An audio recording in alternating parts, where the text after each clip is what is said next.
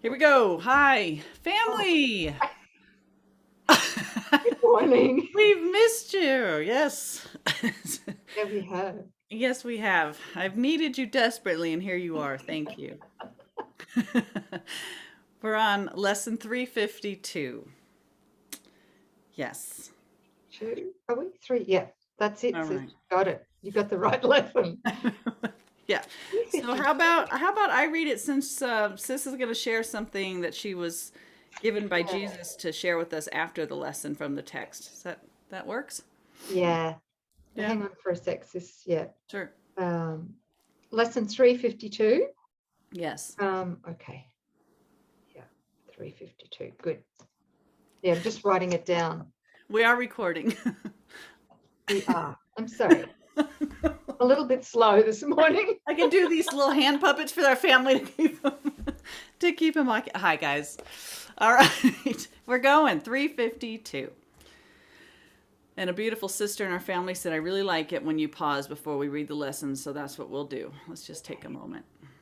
Thank you.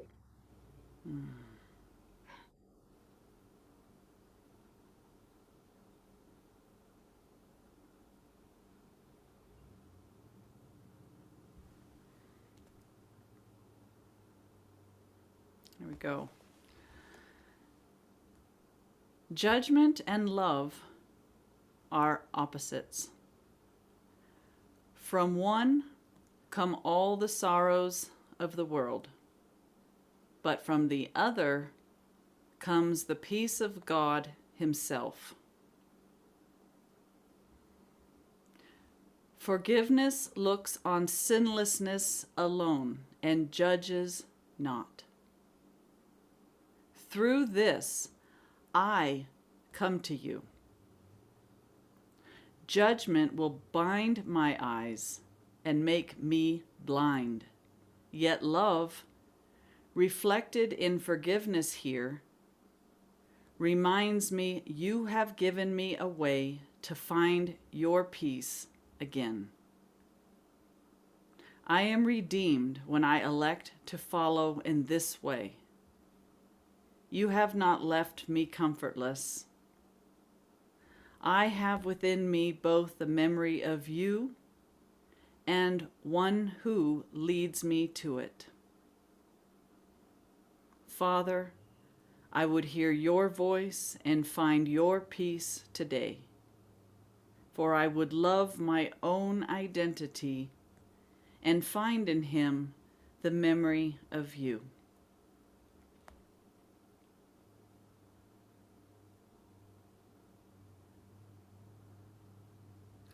Judgment and love are opposites. From one come all the sorrows of the world, but from the other comes the peace of God Himself.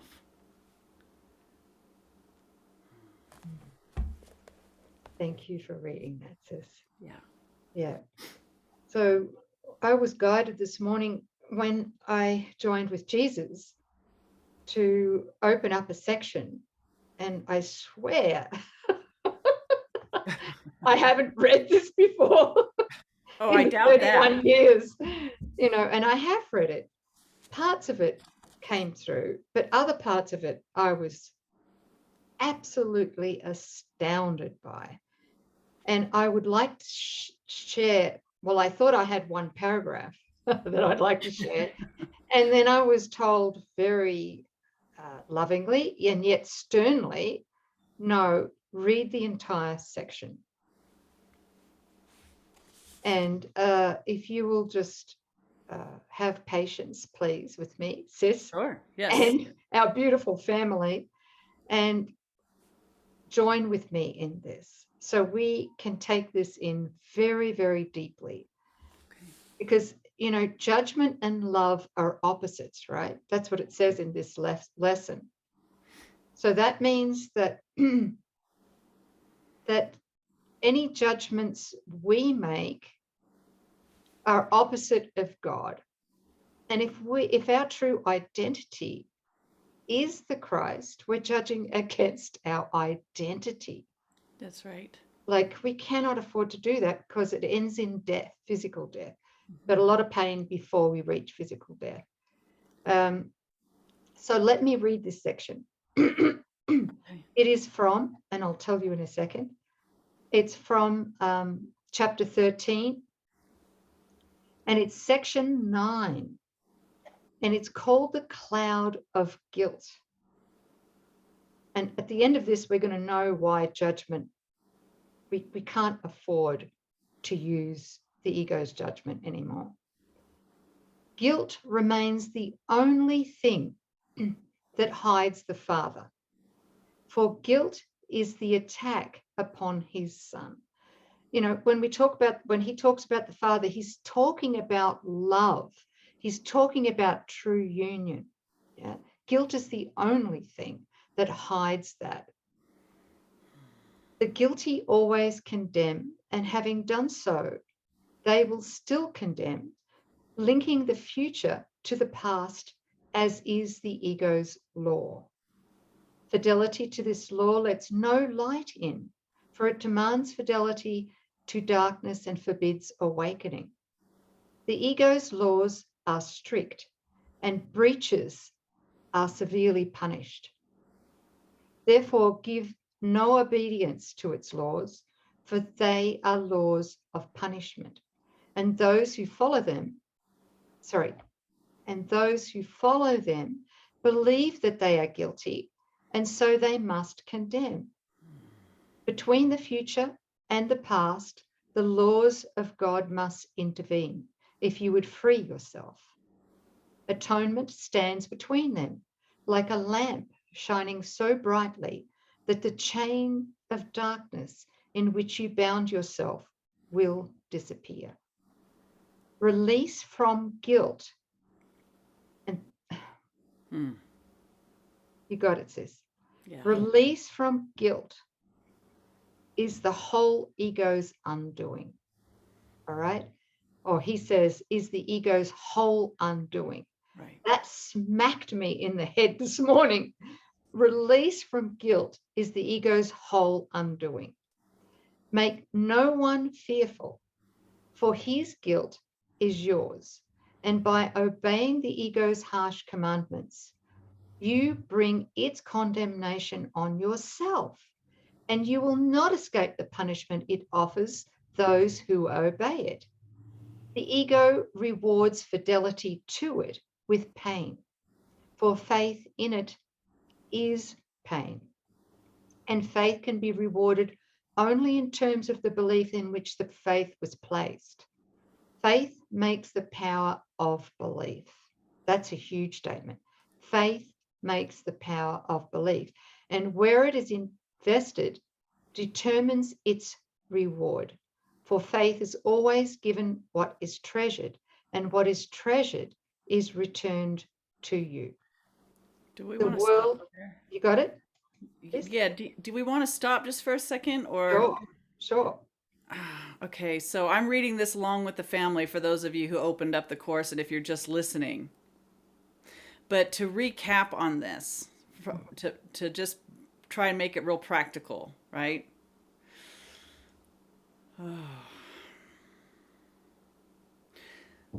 So when we choose judgment, we are choosing to implement an I know mind, which is the insistence that we can know something, see something, judge something apart from the will of God. So it's our declaration, my will be done, not the will of God. So it's assigning, judgment assigns truth to illusions. And that's the ego's arrogance of saying my will is also true. And it's in opposition to God. And so he's saying to those, this, as we utilize judgment, the result in the mind is always guilt, because our right mind, the mind that we share, the Holy Spirit, knows that there is only one will and there's only one truth and nothing else is true. So right there in our mind is the truth, which is that light, the lamp, when we accept the atonement, which says only the truth is true, or we're electing judgment through the ego's thought system, which results in guilt. He's saying here that the release of guilt from the mind, the darkness from the mind, is our release, our salvation. It's the ego's entire undoing. If guilt were not present in the mind, we could not know ourselves or sense ourselves as separate from God. So the ego's lifeline truly rests in its seeming ability to judge what is not there as being real. Beautifully said. Okay. So just bringing us to this point in what he's saying, and we give faith to what we're always choosing. There's no third ground. We're always idolizing and worshiping either God or the ego. And what we worship is where we have placed our faith. Do you have faith in yourself, little s? Or are you placing faith where the only place that it can safely be laid, which is in your holiness as the Son of God who is one with God? And where you place your faith will bring definite results. Judgment brings pain. Because when you think you're judging another, you are literally judging yourself. You can't off it. All judgment is self-judgment. And you can feel very justified in your judgments of what you're seeing out there. But we know that that's the setup. That is the ego wanting us to see something out there, and through judgment, making it real.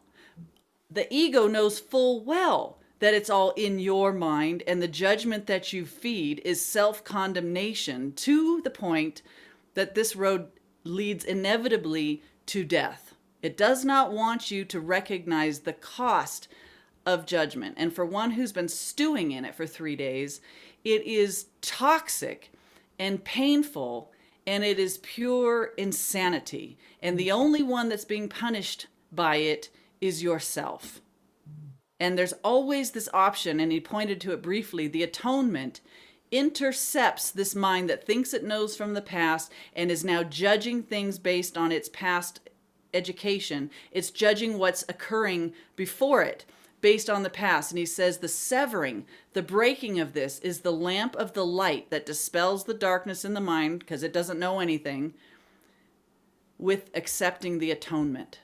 That's the I don't know anything. I don't have a mind apart from God. The one that thinks it does is looking upon illusions, on chaos, looking in the dark and trying to make sense of it and give it its own definitions and believe in it. And that's what we're all doing until we recognize the cost of trying to make a parallel reality to what is by asserting a will apart from God.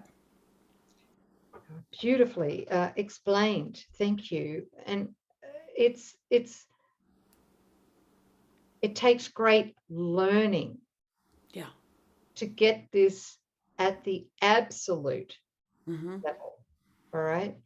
Because it's not until we've come to breaking point with this temptation to judge. So really you're saying at the end, right? So our suffering causes us the contrast learning enough to the point, right? I'm speaking from my own experience. Yes, yeah. And I had to bring this up last night in my mind as I remember going through, a terrifying time of great judgment. And this is quite a few years ago. Yeah. It was probably the peak of my individual judgment experience. Yeah. Yeah. And the judgment got so bad for me that I bought into it. And I bought into it not for 3 days, but I bought into it for 2 weeks. Can you imagine? I'm sorry, sis. All right. Yeah. So the judgment escalated to such a point I wanted to take my life. Yeah. Okay. Just saying that that's where it was taking me. It was taking me to suicide. And I saw at that point, thank God, by accepting atonement and breaking the spell, because it is a spell. It's a total It's spell. hypnotism, right? Major mesmerism. It's major. And I at that point then, like I made that positive separation at that point and realized, wait a minute, this judgment's trying to kill me. This is literal. Yes. 2 weeks of shit Yes. had led me to that point. And that was, I do believe that was a turning point for me. That was it. That was, I couldn't keep judging. I saw the contrast between the ego and the holy self I am, or the Christ I am.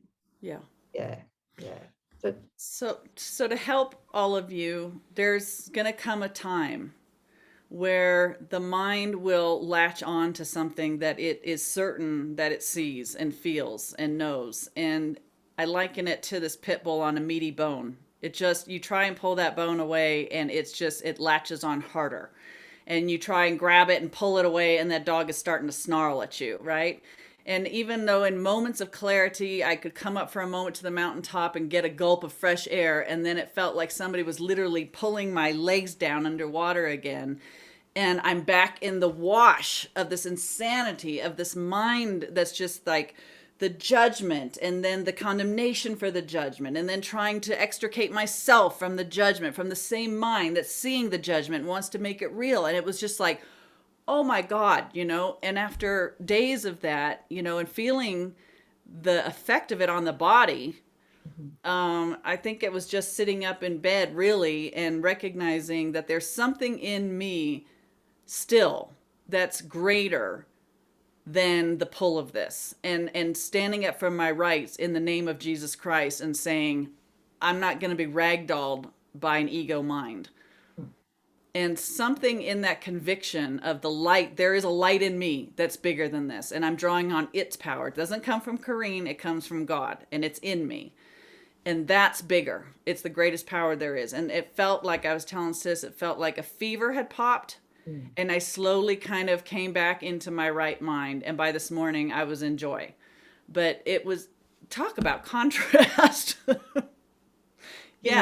Thinking suicide is your way out of this insanity? Oh, absolutely. Right. It's the greatest temptation. And if we deny the suicide, I'm glad I didn't. I'm so glad you didn't. What was shown to me later was that it'll come out sideways,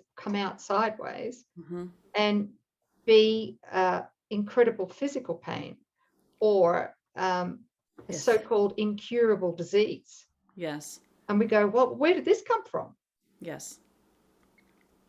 Yeah. Oh, and when we recognize the rage and the anger, and I think he's going to talk about, he talks about it in section 9 in chapter 13, but the rage and the anger that's underneath the judging mind, that is what creates disease and sickness and death.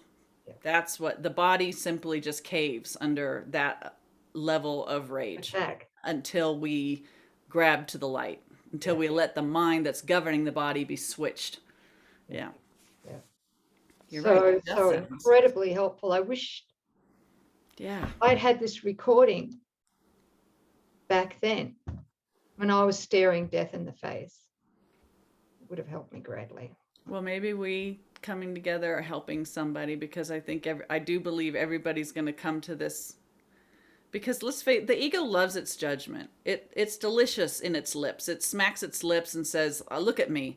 Look how enthroned I am. I am a creator independent from God. I have made this entire world. I know what it is. I can decide how it will go. I'm in total control. I am God.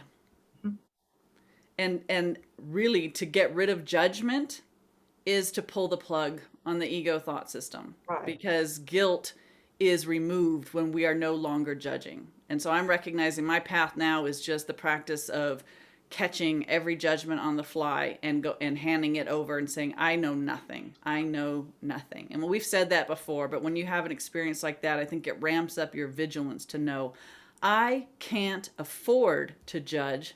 No, I can't even judge. What we are cannot judge. Thank you, sis. You just reminded me. Look what I found. Sorry, it's a That looks bit familiar. it's a little bit tatty, right? Tatty? Tatty. Do you know what tatty means? Tattered. Yeah. Okay. Lift it up a little bit, sis. Do Raise you it up have a one? little bit. Maybe I can't see what I'm Do I doing. have one? Just right here. All Oh, right, go you're better ahead. at it. Thank you. Mine's All pretty right. tattered. Oh gosh, yours is worse than mine. I know. I Oh, started okay. doodling on it. Whoopsie. Naughty, naughty. It's good. Okay. So can you close the gap for a second? I just want to have a look. Does it still work? Well, you'll have to join with me to do that. Okay. Yes. So the only way that we could be in judgment is if we are defending something in the gap, Right. right? So when yeah. And a judgment is, I am this. There's the first judgment. That's the first judgment. That's it. So private minds with separate agendas that can clash. Right. And the same thing is that in order to have conflict with another person, the other person also has to want to defend what's in the gap. Right. Two Right? minds that are split that want to have the experience of separation, play out here. And this is the idea of conflict. And conflict is judging. It just looks at nothing. Remember, the gap doesn't exist. It's empty, it's an imagined space we've carved out in the omnipresence of God, where illusions seem to be taking place, and we're all nodding in agreement that what isn't true is. And we've all consented to our definitions, and we're playing. The mind is asleep and playing that this is actually going on, and it's only happening in the dream. But while we judge it, while we judge illusions, this is what keeps this running. Our judgment is the glue that protects us from realizing none of this is true. And this is not who I am. That's not me. These are not my thoughts. This is not the real world. And then two people miraculously say, well, let's bust this together, right? So let's join. And when we join in the holy instant, we have the experience of union. Well, two split minds can't experience union. They want bodies, they want separation. But when you have your brother, your holy relationship partner, you get to experience this, and it gives you enough contrast. For a while, you seem like this, right? Until finally there's some judgment. It's going, man, this is really real. This is really real. And you finally just forgive that. And you're back here at the peace of God.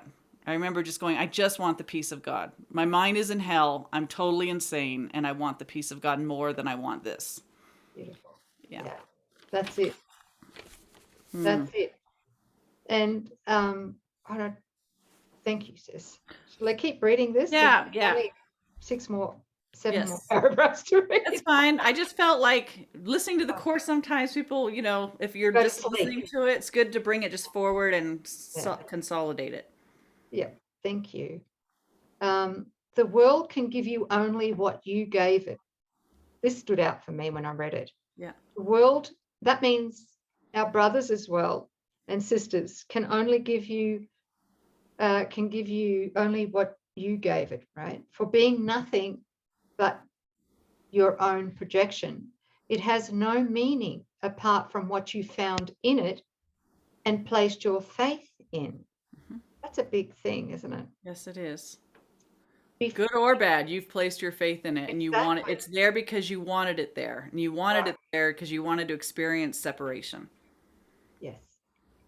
Be faithful unto darkness, and you will not see, because your faith will be rewarded as you gave it. You will accept your treasure. And if you place your faith in the past, the future will be like it. Whatever you hold dear, you think is yours. The power of your valuing will make it so. And I just want to interject. I meet you too, because my past was hell.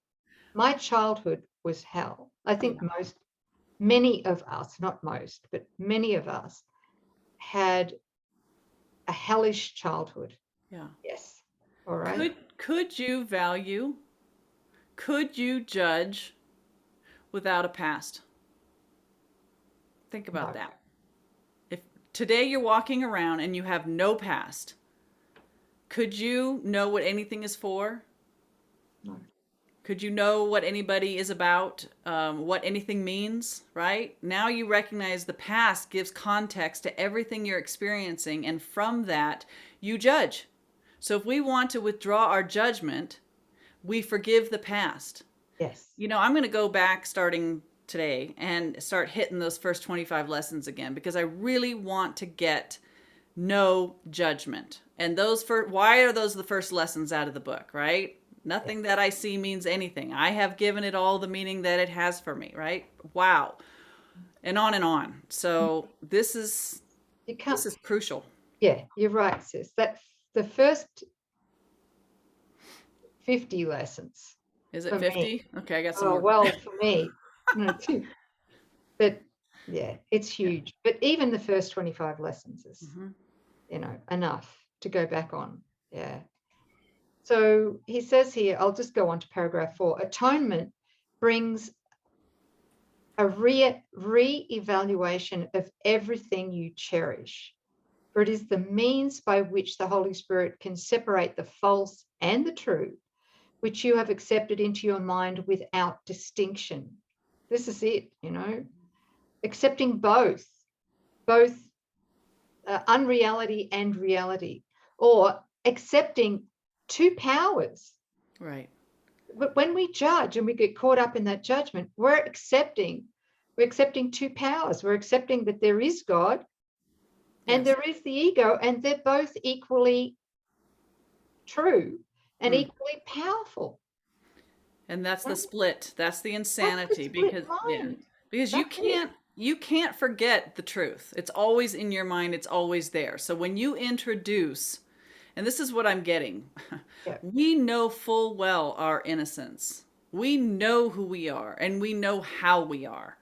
And so this introduction to the mind of innocence, of guilt, was so toxic, so devastating, that it absolutely brought the mind into a state of chaos, night, and insanity.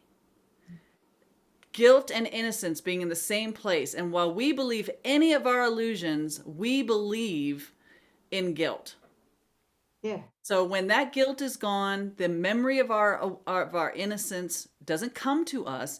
It arises within us because it's always right here. It's what we're trying to hide from. We're trying to forget. We're trying to cover over with our judgments. Give up the judgments. The guilt goes. Innocence is recalled and game over. Yeah. Thank you. So we have to make that distinction now. Now that we know that the mind is split and we're entertaining two opposite thought systems, now it's about using our discernment and asking our right mind, right? What is the truth here? Forgiving what isn't, accepting what is, and valuing what is. Recognizing what isn't has never brought you anything of any value, any satisfaction, any lasting pleasure. Contrast learning, right? Yeah, and it's so friggin' painful, but we I'm won't glad it's until painful. you do it, right? I'm glad it's painful. Yeah, I am now. Yeah, I wasn't before. Well, we wouldn't. We would just do this in perpetuity, forever, life after life after life after life, and just not that it was ever life, but incarnation. Yeah. Yeah, I'm glad for the pinch, or the socket, or the punch. Electric shock. Yeah. Therapy. Yeah. Therefore, you cannot value one without the other, right? So the false and the true. Yeah. Therefore, you cannot value one without the other, and guilt has become as true for you as innocence. That's just what we were talking about, right? Yes. You do not believe the Son of God is guiltless because you see the past and see him not. When you condemn a brother, you are saying, I, who was guilty, choose to remain so. Yes. I mean, that's the ultimate in insanity. It is. Yes. Okay? You have denied his freedom, and by so doing, you have denied the witness unto your freedom, right? You could as easily have freed him from the past and lifted from his mind the cloud of guilt that binds him to it, and in his freedom would have been your own. Lay not his guilt upon him, for his guilt lies in his secret thought that he has done this unto you. Would you then teach him he is right in his delusion? The idea that the guiltless Son of God can attack himself and make himself guilty is insane. In any form, in any one, believe this not. For sin and condemnation are the same. And the belief in one is faith in the other, calling for punishment instead of love. Nothing can justify insanity, and to call for punishment upon yourself must be insane. I can see this now. Yes. Right? So see no one then as guilty, and you will affirm the truth of guiltlessness unto yourself. In every condemnation that you offer the Son of God lies the conviction of your own guilt. Yes. If you would have the Holy Spirit make you free of it, accept his offer of atonement for all your brothers, not just some of them. Right. All. All right. For so you learn that it is true for you. Right. Remember always that it's impossible to condemn the Son of God in part. I love this. Yes. I didn't understand this before, but by God, I got it now. So we cannot accept the atonement at one-ment. You can't say, I accept the atonement for myself, but not for my brother, because there is just one of us here. So you cannot piecemeal or compartmentalize or just accept the atonement for the ones that you profess to love and leave those that you're certain that you hate on the outside. The hatred that you think is in your brother is your own sense of guilt being projected out.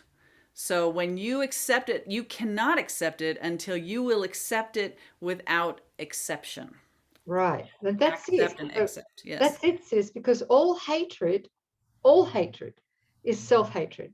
It is. As Jesus says, is that all attack is always self-attack. The same thing. Yes. Right?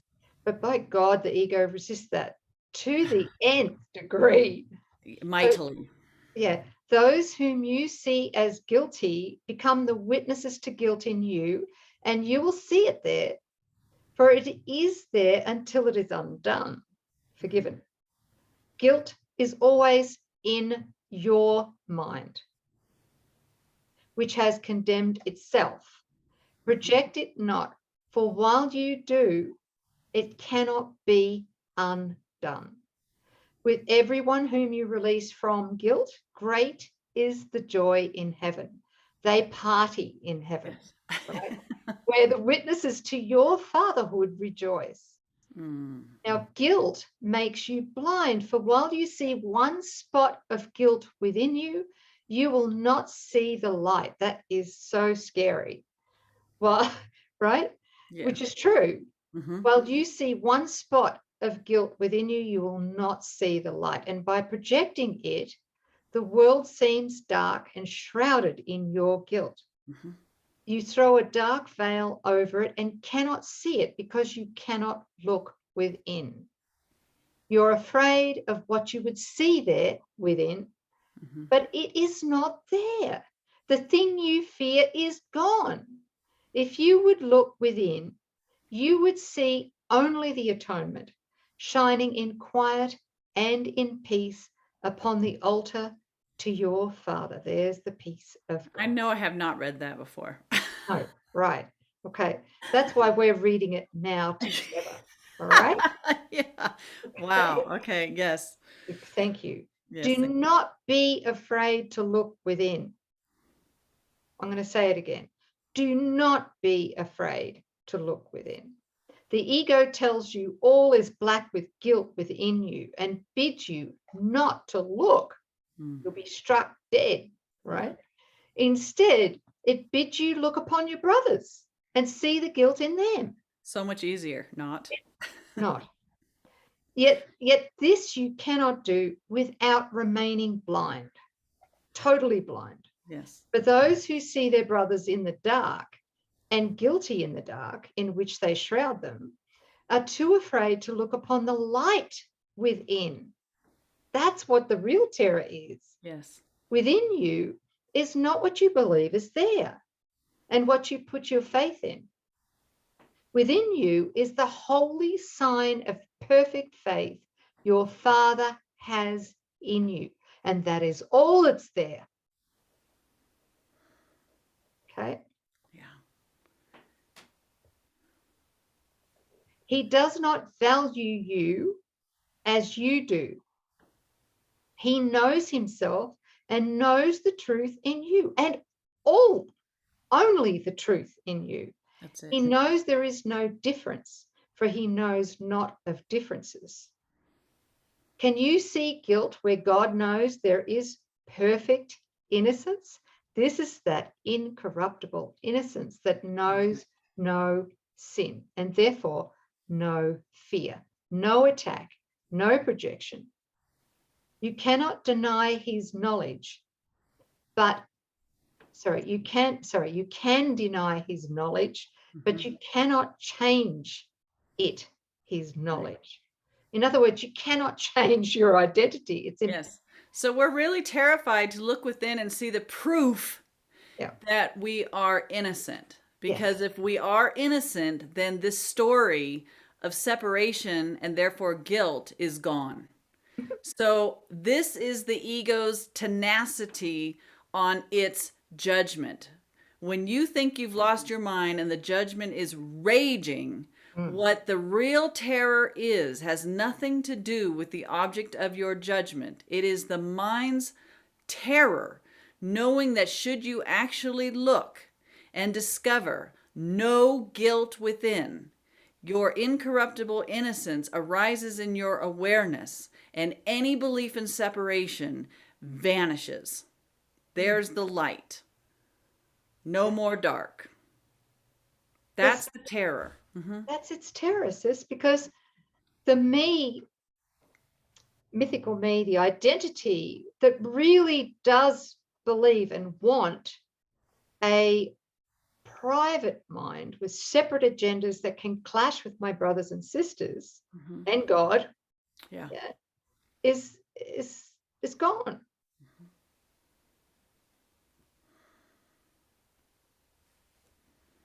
It's gone. It's gone. It's gone. It's gone. Okay.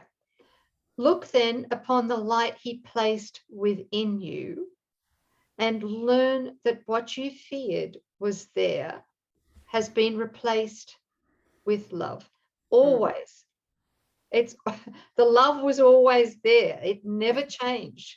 Yes. Changed. It's changeless, completely changeless. And so that was that section in chapter 13, section 9. All right. And just to cap on this, and I will just be quiet after that, maybe. I got to remember this. Projection makes perception. This is in accord with perception's fundamental law. You see what you believe is there, and I'm speaking about my childhood right now. Yes. Because I was severely abused, as I've spoken before, as a child, like many of us have been. Yeah, I can't place. I cannot continue, and I won't, and I haven't, and I'm not. I can't continue to place meaning in that abuse. In other words, everything else that's happened since that past abuse has happened because of that past abuse. I can't place cause in an effect. I came in and I asked for my parents. I asked to be severely sexually assaulted at the age of 8.5 years old in this lifetime. I carried that wound in. No guilt, but I carried that wound in. I cannot go back to that wound here in this lifetime and give it cause for all the other shit that occurred to me in this. And you do that when you judge the seeming occurrence. Well, yeah, and that's why I'm going to read this, all right? Projection makes perception. This is in accord with perception's fundamental law. You see what you believe is there, and you believe it there because you want it there, underlined, right? Mm-hmm. Perception has no other law than this, right? We wanted the, I wanted it there. This sounds very cold and callous, but I wanted it there to anchor the idea that I was a mythical me with a private mind, with separate agendas apart from my brothers and sisters and my parents and the one who seemingly abused me when I was 8 years old, you Right. know, and to keep the whole frigging thing going.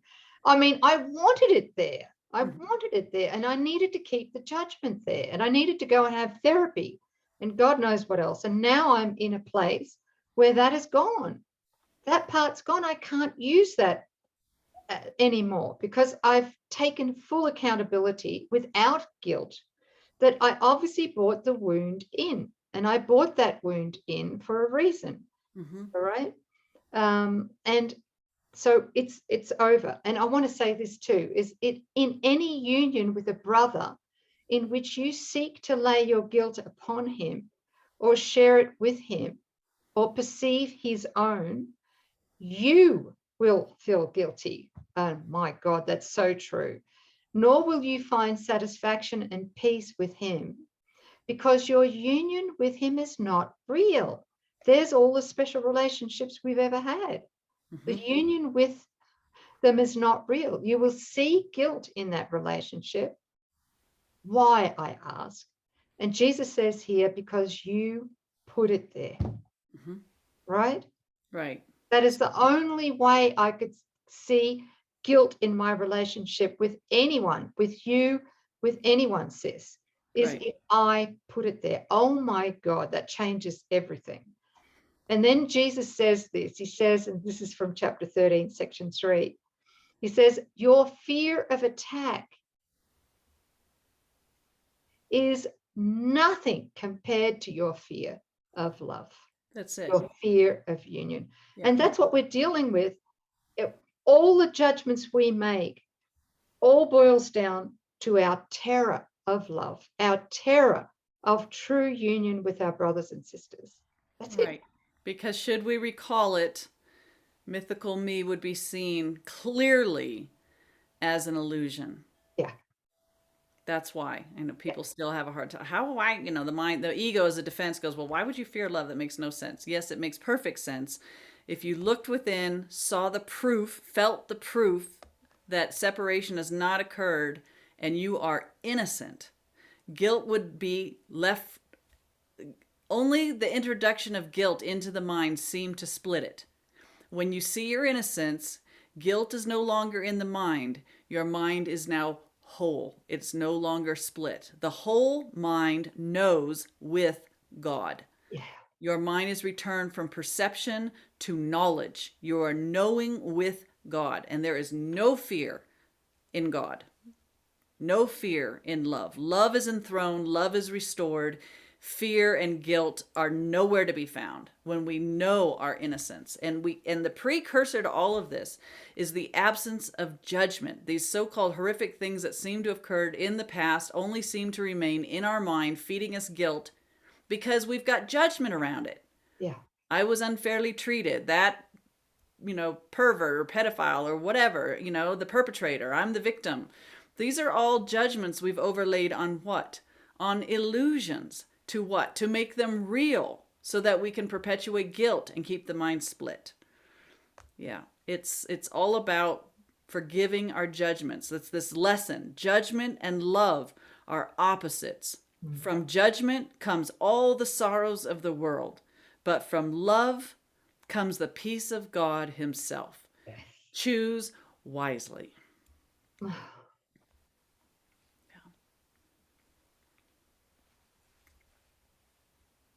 Thank you. Thank you. We hope you have taken the fruit from this, the core teaching. I think feels like you have. I know I have. use our suffering, guys. Don't do it. Just, if it was for anything, it's for all of us. You don't have to go through this ultimately. Just notice where you're judging and forgive it. Drop into the heart. Don't trust your senses. Trust your heart. Trust your heart's knowing. It always knows. The head's going to get it wrong. The head, I've seen this so clearly, that the head is just a servant to the heart. It will do things for you, help you do things, but let it be the servant of the heart. The heart's bidding, the heart's knowing. See through the heart, the eye of the heart. There's a blog a couple days back, down in the list of resources. Seeing through the eye of the heart. Please, please, please read it. Or at least join me when I'm unpacking it in this offering coming up on Tuesday nights. Anchoring the deeper teachings of A Course in Miracles. I will read this blog with you and we will really unpack this. It's everything. Okay. Beautiful, sis. I'm just going to ask Wanga to place it in a link directly below this video as well. Yeah? Awesome. There. Is that good? Yeah. Okay, you guys, that's 3:52. I think we nailed it. Oh, yeah. Thanks, sis. Thanks, family. Thank you. See you next time. Love you. Yeah, we do. What she said.